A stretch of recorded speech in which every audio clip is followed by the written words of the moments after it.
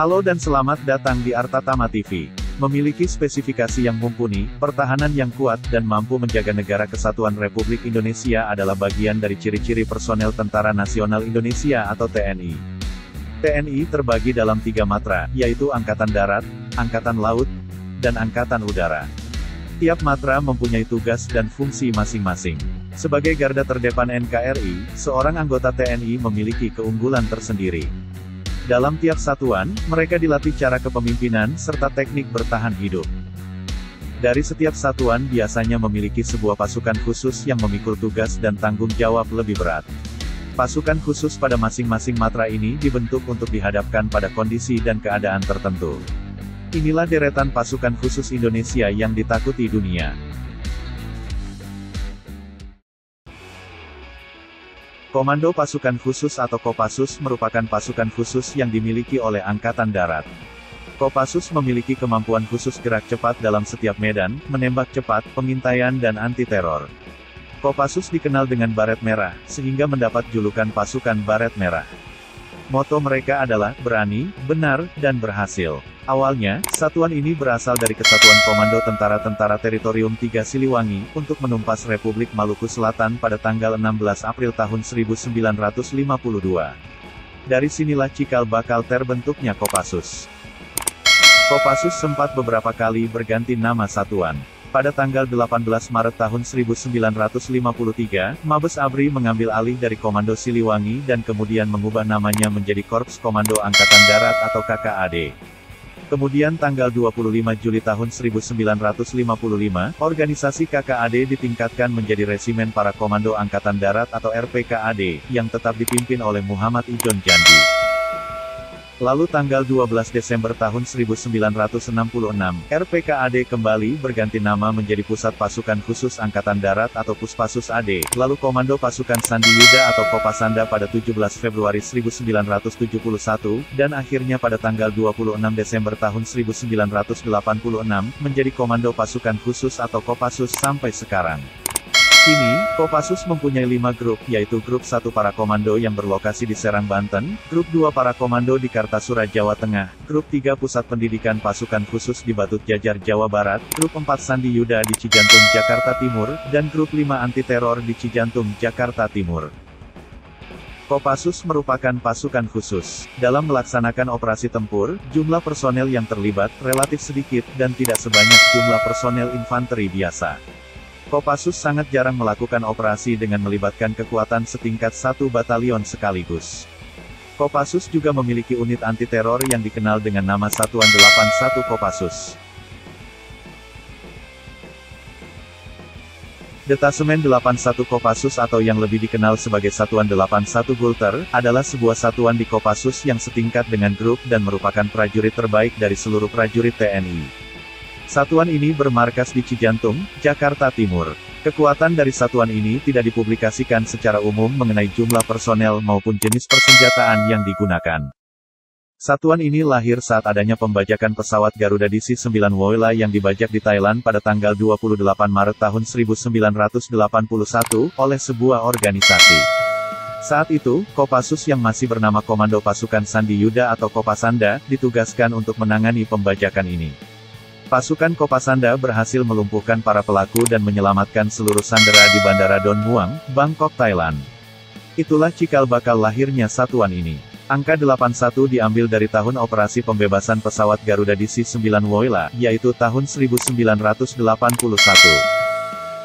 Satuan 81 adalah satuan elit dari Kopassus yang bertugas dalam penanggulangan teror. Satuan ini sering menggelar latihan bersama dengan satuan elit lainnya seperti Detasemen Bravo 90 Paskhas TNI Angkatan Udara, dan Detasemen Jalamangkara atau Denjaka yang merupakan satuan elit gabungan dari pasukan Katak, dan Intai Amfibi Marinir TNI Angkatan Laut. Satuan 81 merupakan ujung tombak pertahanan dan keamanan Republik Indonesia. Tidak seperti satuan lain yang selalu mengekspos kegiatan mereka, visi dan misi Satuan 81 adalah tidak diketahui, tidak terdengar dan tidak terlihat. Detasemen Jalamangkara atau biasa dikenal Denjaka, merupakan detasemen penanggulangan teror aspek laut yang berasal dari TNI Angkatan Laut. Denjaka adalah satuan gabungan antara personel Komando Pasukan Katak dan Batalion Intai Amfibi Marinir TNI Angkatan Laut. Denjaka dibentuk pada tanggal 13 November tahun 1984 dan memiliki moto Satya Wira Dharma. Anggota Denjaka dididik di Bumi Marinir Cilandak, Jakarta Selatan, dan harus menyelesaikan suatu pendidikan yang disebut PTAL, yaitu Penanggulangan Teror Aspek Laut. Pendidikan untuk menjadi anggota Denjaka dilakukan selama 6 bulan. Kabarnya, tak banyak prajurit TNI yang bisa lolos dalam pendidikan untuk menjadi anggota Denjaka. Dari ratusan prajurit yang ikut pendidikan, hanya sekitar 50 anggota yang terpilih menjadi anggota Denjaka. Anggota Denjaka wajib memiliki IQ tinggi dan harus kuat menjalani latihan keras dan mengancam nyawa. Detasemen dengan moto Satya Wira Dharma ini dikhususkan untuk satuan anti-teror walaupun mereka juga bisa dioperasikan di mana saja terutama anti-teror aspek laut. Berdasarkan informasi yang dihimpun, satu anggota Denjaka setara dengan 120 prajurit biasa. Kabarnya, tak banyak prajurit TNI yang bisa lolos dalam pendidikan untuk menjadi anggota Denjaka. Dari ratusan prajurit yang ikut pendidikan, hanya sekitar 50 anggota yang terpilih menjadi anggota Denjaka. Anggota Denjaka wajib memiliki IQ tinggi dan harus kuat menjalani latihan keras dan mengancam nyawa. Detasemen dengan moto Satya Wira Dharma ini dikhususkan untuk satuan anti-teror walaupun mereka juga bisa dioperasikan di mana saja terutama anti-teror aspek laut. Berdasarkan informasi yang dihimpun, satu anggota Denjaka setara dengan 120 prajurit biasa. Selain penguasaan ilmu bertempur, Denjaka juga dibekali ilmu kejiwaan dan analisa situasi khusus. Setiap tim beranggotakan selusin prajurit dengan spesialisasi beragam, mulai dari penjinakan bahan peledak, medis, komunikasi elektronik dan teknologi informasi. Waktu yang dibutuhkan tim serbu Denjaka dalam sebuah operasi biasanya tak lebih dari 15 menit. Untuk diketahui, segala aktivitas Denjaka bersifat rahasia dan sangat jarang dipublikasikan. Tak hanya operasi anti-teror dan anti-sabotase, Denjaka dapat dilibatkan dalam operasi rahasia lain berdasarkan perintah langsung Panglima TNI. Tidak hanya dalam operasi tempur dan anti-teror, Denjaka juga dapat diterjunkan dalam operasi selain perang. Denjaka sempat diterjunkan untuk mencari korban dan bangkai pesawat Sriwijaya Air, SJ182 yang jatuh di perairan Kepulauan Seribu, Jakarta, awal tahun 2021. Komando Pasukan Katak atau Kopaska merupakan pasukan khusus dari TNI Angkatan Laut. Komando Pasukan Katak berdiri atas arahan Soekarno untuk mendukung pembebasan Irian Barat pada tanggal 31 Maret tahun 1962. Kopaska memiliki tugas untuk menyerbu kapal dan pangkalan musuh, menghancurkan instalasi bawah air, penyiapan perebutan pantai dan operasi pendaratan berkekuatan amfibi. Satuan ini memiliki semboyan Tan Hana Waina Tan Sirna yang berarti tak ada rintangan yang tak dapat diatasi. Kopaska terbagi menjadi 3 komando, Satuan Komando Pasukan Katak atau Satkopaska Armada 1 di Pondok Dayung, Jakarta Utara, Satkopaska Armada 2 di Surabaya, dan Satkopaska Armada 3 di Sorong. Kopaska secara resmi didirikan pada tanggal 31 Maret tahun 1962 oleh Presiden Indonesia, Soekarno, untuk membebaskan Irian Barat. Pasukan khusus ini sebenarnya sudah ada sejak 1954. Bapak dari Kopaska adalah Kapten Pelaut Iskak dari Sekolah Pasukan Katak Angkatan Laut di Pangkalan Angkatan Laut Surabaya. Tugas utama dari pasukan ini adalah peledakan bawah air termasuk sabotase atau penyerangan rahasia ke kapal lawan dan sabotase pangkalan musuh, torpedo berjiwa atau kamikaze, penghancuran instalasi bawah air, pengintaian, mempersiapkan pantai pendaratan untuk operasi amfibi yang lebih besar serta anti-teror aspek laut. Jika tidak sedang ditugaskan dalam suatu operasi, tim-tim Kopaska dapat ditugaskan menjadi pengawal pribadi VIP seperti Presiden dan Wakil Presiden Indonesia. Sudah banyak operasi-operasi militer yang pernah dilaksanakan Kopaska. Salah satunya adalah misi Satgas Merah Putih di Somalia, yaitu pembebasan MV Sinar Kudus. Batalion Intai Amfibi atau disingkat Yontai-FIB, adalah satuan elit dalam Korps Marinir yang memiliki spesialisasi dalam operasi pengintaian amfibi, dan pengintaian khusus. Kesatuan ini sebanding dengan Grup 3 Sandi Yuda Kopassus dalam jajaran TNI Angkatan Darat. Dahulu, satuan ini dikenal dengan KIPAM, yaitu Komando Intai Para Amfibi. Para anggota Yontai-FIB diseleksi dari prajurit marinir yang memenuhi syarat mental, fisik, kesehatan, dan telah berdinas aktif minimal 2 tahun. Salah satu program latihan bagi siswa pendidik intai amfibi adalah berenang dalam kondisi tangan dan kaki terikat sejauh 3 km. Sejak berdirinya KKOAL, setiap penugasan memerlukan data-data intelijen, serta pasukan khusus yang terlatih dan mampu melaksanakan kegiatan khusus yang tidak dapat dikerjakan oleh satuan biasa dalam rangka keberhasilan tugas. Menjawab kebutuhan tersebut, pada tanggal 13 Maret tahun 1961, KIPAM berdiri di bawah Batalion Markas Posko Armada Timur I. Para perintis berdirinya KIPAM adalah Bapak Kresno Sumardi, Bapak Untung Suratman, Bapak Mulranto Wiryo Huboyo, dan Bapak Ali Abdullah. Pada tanggal 25 Juli tahun 1970, KIPAM berubah menjadi Yon Intai Para Amfibi. Tanggal 17 November tahun 1971 Yon Intai Para Amfibi berubah menjadi Satuan Intai Amfibi, pada akhirnya berubah menjadi Batalion Intai Amfibi atau disingkat Yon Taifib di bawah Resimen Bantuan Tempur Korps Marinir. Seiring dengan perkembangan Korps Marinir dengan peresmian Pasmar I, Taifib Marinir tidak lagi di bawah Resimen Bantuan Tempur Korps Marinir, akan tetapi langsung berada di bawah Pasmar.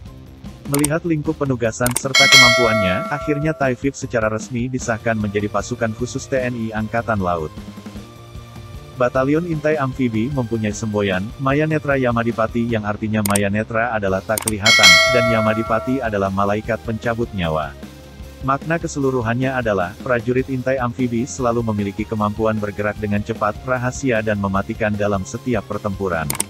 Yon Taifib mempunyai tugas pokok, membina dan menyediakan kekuatan serta membina kemampuan unsur-unsur amfibi maupun pengintaian darat serta tugas-tugas operasi khusus dalam rangka pelaksanaan operasi pendaratan amfibi, operasi oleh Satuan Tugas TNI Angkatan Laut atau tugas-tugas operasi lainnya.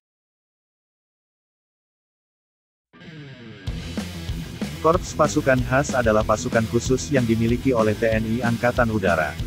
Korps Pasukan Khas memiliki beberapa sebutan seperti Korpas Kasau, Paskas TNI AU, atau sebutan lainnya, Baret Jingga.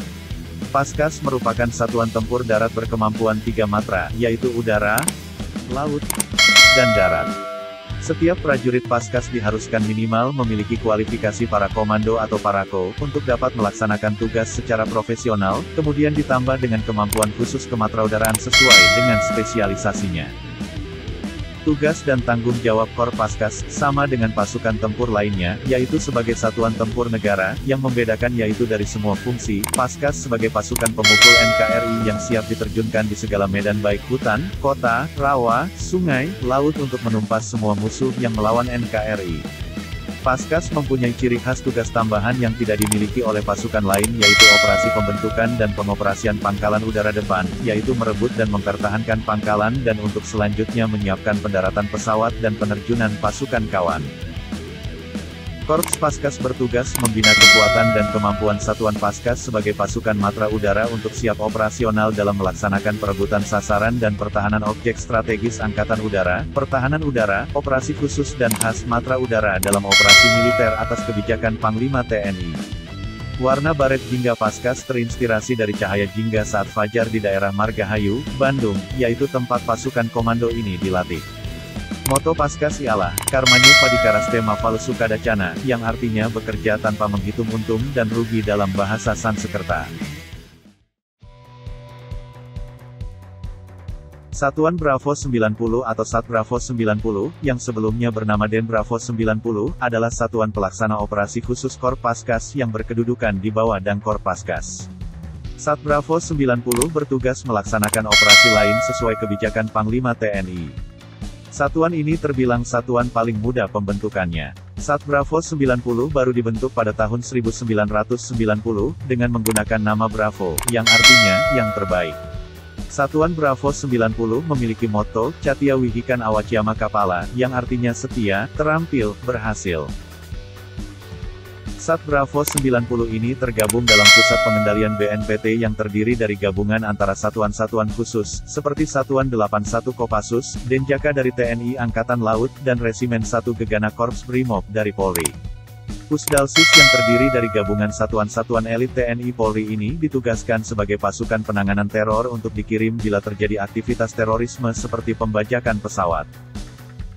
Satuan Bravo 90 Paskas lahir pada era kepemimpinan Marsekal Muda TNI Maman Suparman, sebagai Komandan Puspaskas periode tahun 1990.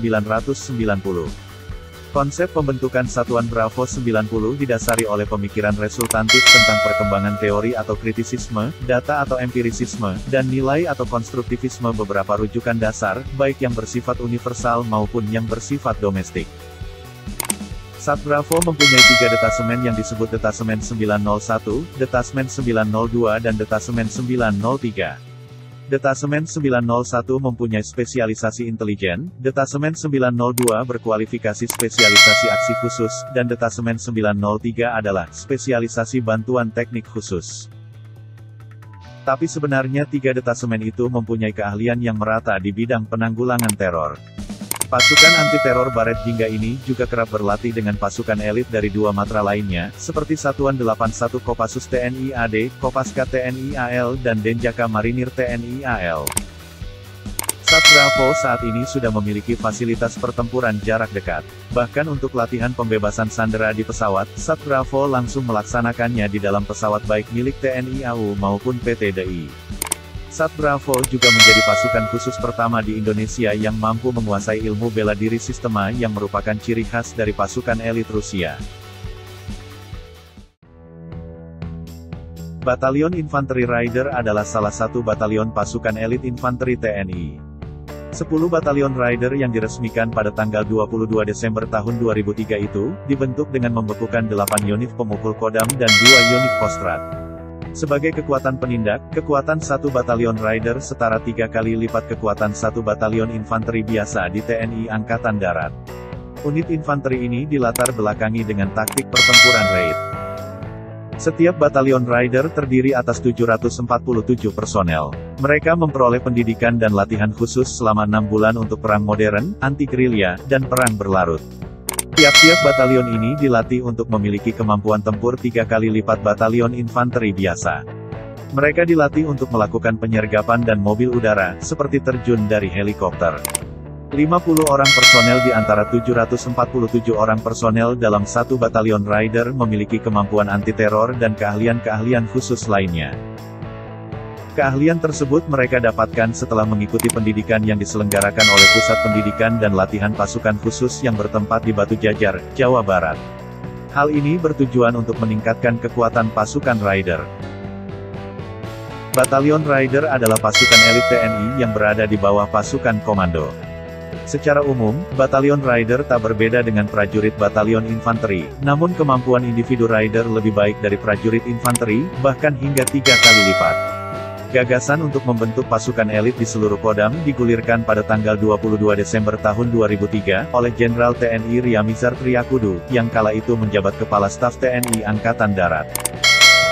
Langkah Jenderal TNI Ryamizar ditindaklanjuti dengan meningkatkan kualifikasi 10 pasukan infanteri reguler menjadi Raider, salah satunya dilatih kemampuan anti-teror di Pusdikpassus milik Kopassus. Pasukan ini dibentuk untuk meningkatkan daya cegah TNI. Batalion Raider harus mampu beroperasi dalam unit kecil, rahasia dan mendadak. Biasanya, dalam 1 kodam memiliki 1 unit pasukan Raider. Pelatihan Raider dimaksudkan agar seluruh satuan jajaran infanteri TNI Angkatan Darat memiliki kemampuan yang sama dan seimbang, dalam artian, semua satuan brigif maupun lintas udara atau para Raider di satuan jajaran infanteri TNI Angkatan Darat memiliki kemampuan yang sama dengan brigif lainnya yang telah memiliki batalion Raider, sebagai satuan pemukul strategis, yang mampu beroperasi pada berbagai situasi. Unit Raider dilatih untuk menguasai 3 kemampuan, yaitu kemampuan sebagai pasukan anti-teror untuk pertempuran jarak dekat, kemampuan sebagai pasukan lawan gerilya dengan mobilitas tinggi, serta kemampuan untuk melakukan pertempuran-pertempuran berlanjut.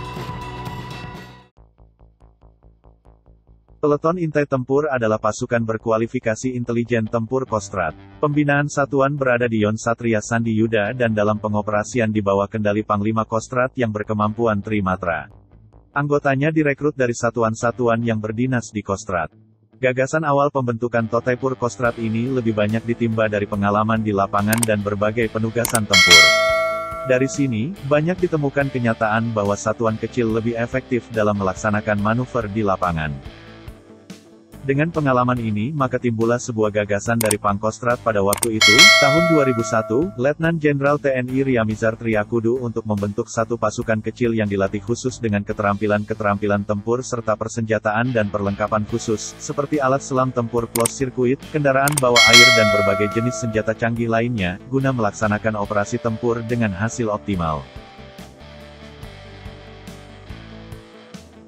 Tujuan pembentukan Taipur ini adalah untuk melatih dan membentuk prajurit satuan jajaran Kostrad menjadi prajurit Taipur yang memiliki kemampuan khusus dalam melaksanakan tugas operasi di berbagai bentuk medan baik di rawa, laut, hutan, gunung dan perkotaan. Detasemen Khusus 88 Anti-Teror Kepolisian Negara Republik Indonesia atau Densus 88 Anti-Teror Polri adalah satuan khusus milik Kepolisian Negara Republik Indonesia yang ditugaskan untuk menghancurkan setiap jenis dari tindak pidana terorisme yang ada di Indonesia. Satuan khusus burung hantu ini dilatih secara profesional untuk menangani semua jenis aksi teror di Indonesia. Beberapa anggota Densus 88 Polri direkrut dari Satuan Perlawanan Teror Pasukan Gegana Korps Brimob Polri Kepolisian Negara Republik Indonesia. Densus 88 diciptakan sebagai satuan khusus kontraterorisme yang memiliki kemampuan untuk menumpas setiap aktivitas terorisme di tanah air Indonesia. Densus 88 yang berada di kantor pusat yaitu Markas Besar Kepolisian Negara Republik Indonesia terdiri dari anggota-anggota polisi yang berbakat dan berpengalaman dalam bidang-bidang tertentu yang termasuk dalam strategi perlawanan terhadap tindak pidana terorisme. Selain itu, seluruh provinsi yang ada di Indonesia juga memiliki perwakilan atau satuan tugas kontraterorisme yang disebut Satuan Tugas Wilayah Detasemen Khusus 88 Anti-Teror Kepolisian Negara Republik Indonesia, namun dengan fasilitas terbatas. Fungsi Satgaswil Densus 88 adalah mendeteksi aktivitas para teroris di setiap daerah, serta menangkap para pelaku tindak pidana terorisme yang dapat merusak kedamaian dan keamanan negara Republik Indonesia. Densus 88 adalah salah satu dari unit kontraterorisme di Indonesia, di samping Satuan Perlawanan Teror Pasukan Gegana Korps Brimob Polri, Satuan 81 Komando Pasukan Khusus TNI AD, Detasemen Jalamangkara Korps Marinir TNI AL, Satuan Bravo 90 Korps Pasukan Khas TNI AU, dan Unit Intelijen Khusus Badan Intelijen Negara Republik Indonesia. Pasukan Gegana adalah bagian dari Polri yang tergabung dalam brigade mobil yang memiliki kemampuan khusus seperti anti-teror, penjinakan bom, intelijen, anti-anarkis, dan penanganan kimia, biologi, dan radioaktif. Dalam perjalanan sejarahnya, Gegana berhasil mengukuhkan keberadaannya sebagai satuan khusus Polri mampu menangani tugas-tugas berkadar tinggi. Beberapa tugas yang telah berhasil dilaksanakan oleh satuan ini antara lain konflik Aceh, penangkapan teroris Poso, penjinakan bom, dan lain-lain. Personel Gegana dalam melaksanakan tugas seringkali tidak diberitahukan identitasnya secara luas untuk menjaga kerahasiaan, keamanan, keselamatan pribadi dan keluarga. Gegana tergabung dalam Pusat Pengendalian Krisis BNPT yang terdiri dari gabungan antara satuan-satuan khusus, seperti Satuan 81 Kopassus, Denjaka dari TNI AL, dan Satuan Bravo 90 dari TNI AU. Pusdalsis yang terdiri dari gabungan satuan-satuan elit TNI Polri ini ditugaskan sebagai pasukan penanganan teror untuk dikirim bila terjadi aktivitas terorisme seperti pembajakan pesawat. Itulah pasukan-pasukan khusus milik Indonesia yang ditakuti dunia. Dengan pelatihan lebih disiplin dan keras, serta memiliki keahlian khusus, akan menghasilkan pasukan yang luar biasa. Kemampuan dari para pasukan-pasukan khusus Indonesia sudah tidak perlu diragukan lagi. Sekian informasi yang bisa kami sampaikan pada video kali ini, nantikan informasi menarik lainnya dari Artatama TV, sampai jumpa di video berikutnya.